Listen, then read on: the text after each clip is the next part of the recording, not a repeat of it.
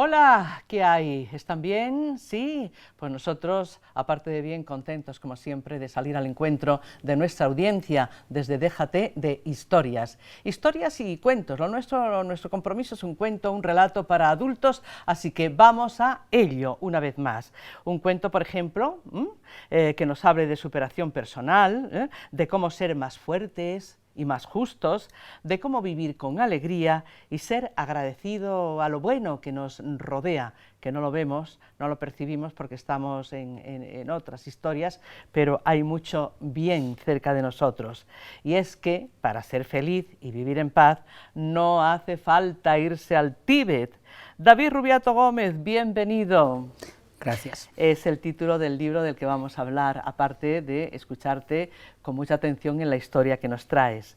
Bueno, pues nada, que va a ser un placer hablar un ratito con usted, que según leo en su libro, juega a ser empresario, escritor, inversor, padre, amigo y pareja, desde hace 46 años. Eso sí que es una manera de resumir muy escuetamente una forma de estar en el mundo y el currículum, ¿no?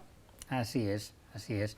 Hombre, al final es que el currículum habla muchas veces de la profesión, pero de lo que eres tú, todos los días nos estamos creando.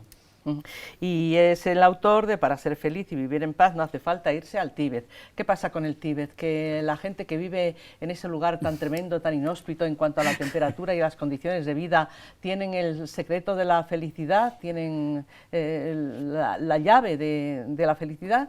Eso parece, ¿no? Lo que pasa que muchas veces creemos que es más difícil de lo que parece ser felices y vivir en paz, ¿no? Y este libro ha nacido con esa idea, ¿no? Los que no pueden ir al Tíbet también tienen derecho a ser felices y vivir en paz. Es usted fundador y director de Mejora tu vida, tú puedes.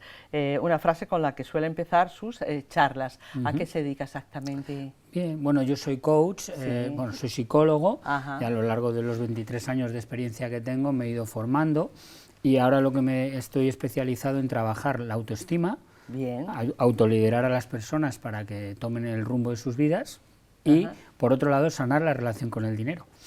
Bien, dependemos de él en muchos aspectos, ¿verdad?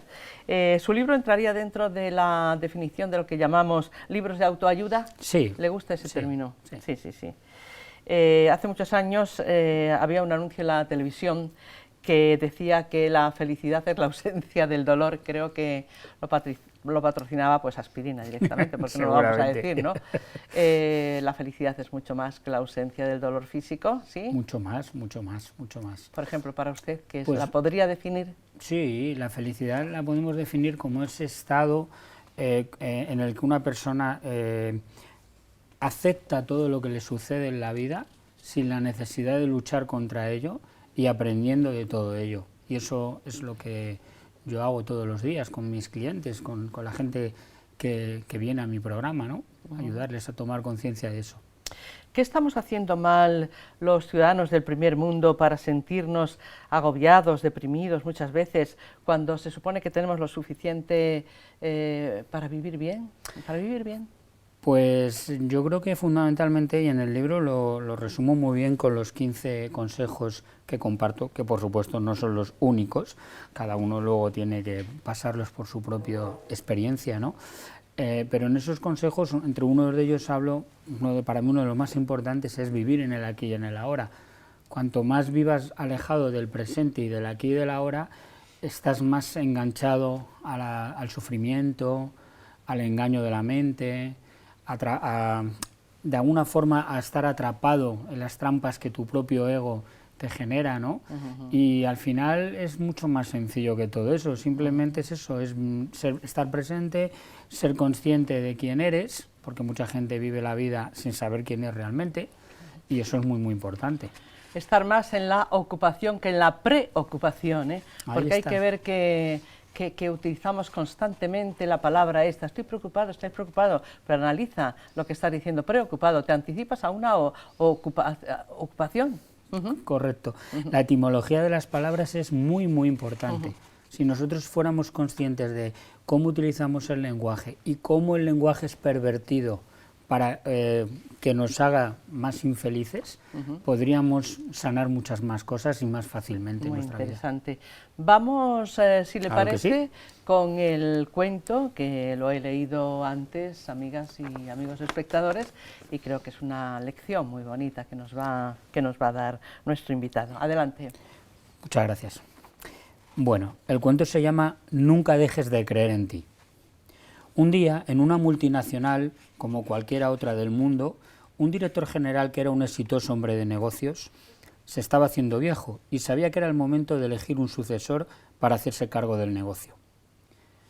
Ese día anunció a todo su equipo directivo que había tomado una decisión y no era otra que iba a elegir quién era su sucesor de una manera diferente a como siempre se había hecho.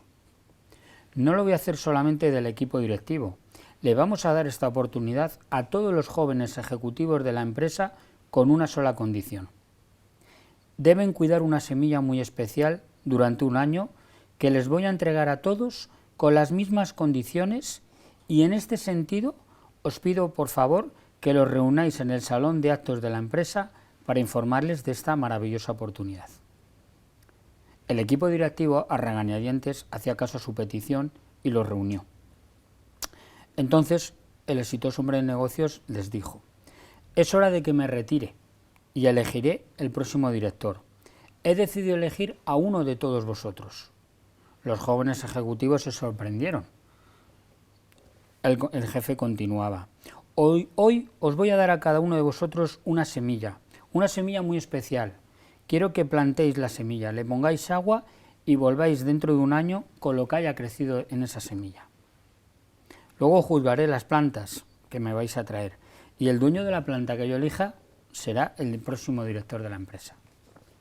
Como es de prever, esta forma de seleccionar no recibió el mismo agrado de todos, pues algunos, por los sistemas tradicionales del enchufe y ese tipo de mala praxis, ya daban por hecho que ese puesto y los colindantes caerían en sus manos. Mas había un ejecutivo joven, Jean, el protagonista de nuestra historia, con mucha pasión y ganas de subir a la empresa, tomó esta acción con mucha alegría, porque sentía que era lo más equitativo, honesto y generaba las mismas posibilidades para todos.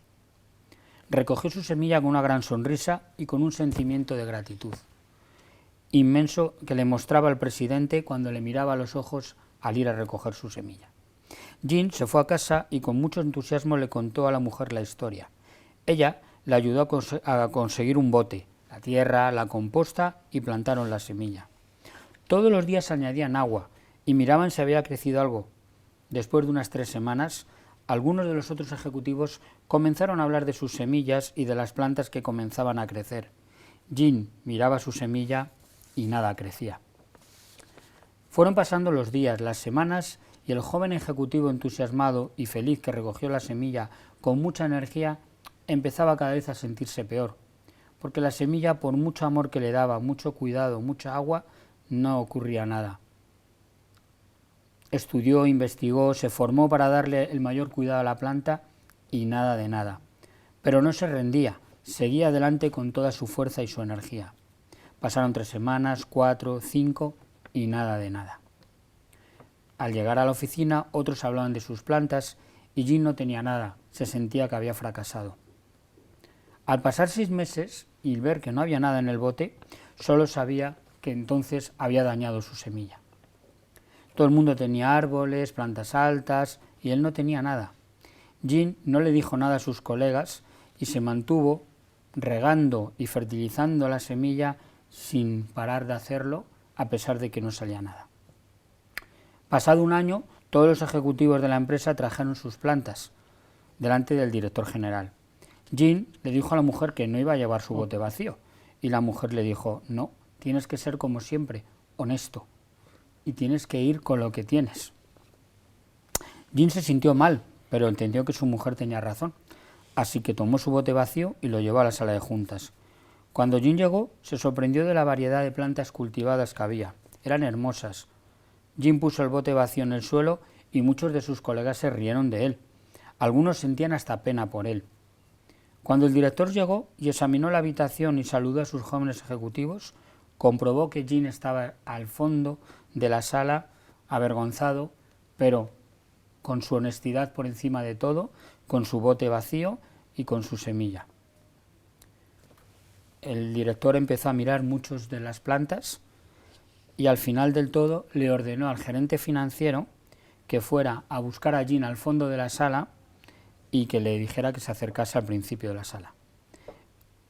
Jean empezó a pensar, el director piensa que soy un fracaso, no solamente no voy a conseguir la dirección, sino que encima me va a despedir, pero yo tengo que seguir adelante, soy honesto y esa es mi forma de ser y esto es lo que he hecho. Cuando Jean llegó a la parte delantera, el director le preguntó qué le había pasado a la semilla y Jean le contó la historia. Entonces el director pidió a todos que se sentaran. Ya había muchos alborotos, ya había muchos que decían que iban a ser el director. Sí.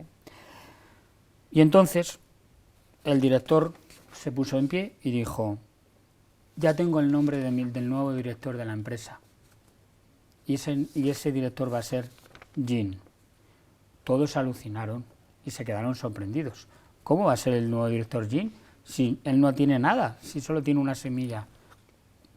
Entonces el director les contó. Hace un año les di a todos en la sala una semilla. Les dije que tomaran la semilla, la plantaran, la regaran con agua y la trajeran de vuelta. Pero les di a todos semillas muertas. No era posible que crecieran. Todos vosotros, a excepción de Jean, me habéis traído árboles, plantas, flores. Cuando encontrasteis que vuestra semilla no crecía, sustituisteis la semilla por otra para quedar bien conmigo y para poder conseguir el puesto de trabajo de malas maneras. Sí. Así no se puede conseguir. El coraje y la honestidad que nos ha presentado Jean en su situación es la que va a hacer que sea el nuevo director. Recuerda, en tu vida, si plantas honestidad recogerás confianza, si plantas bondad cosecharás amigos, si plantas humildad cosecharás grandeza y si plantas perseverancia cosecharás felicidad. Muy interesante, de verdad. Menuda lección, menuda lección. Bueno, pues muchos capítulos tiene ese libro, todos ellos interesantes. Vamos a recortar el título, ¿verdad? Sí.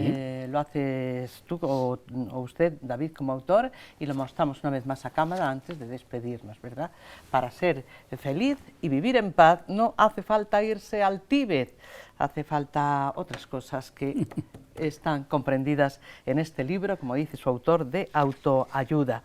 Bueno, pues David Rubiato, muchísimas gracias por la visita. 15 minutos dan de sí lo que dan, pero ha sido muy interesante escucharle.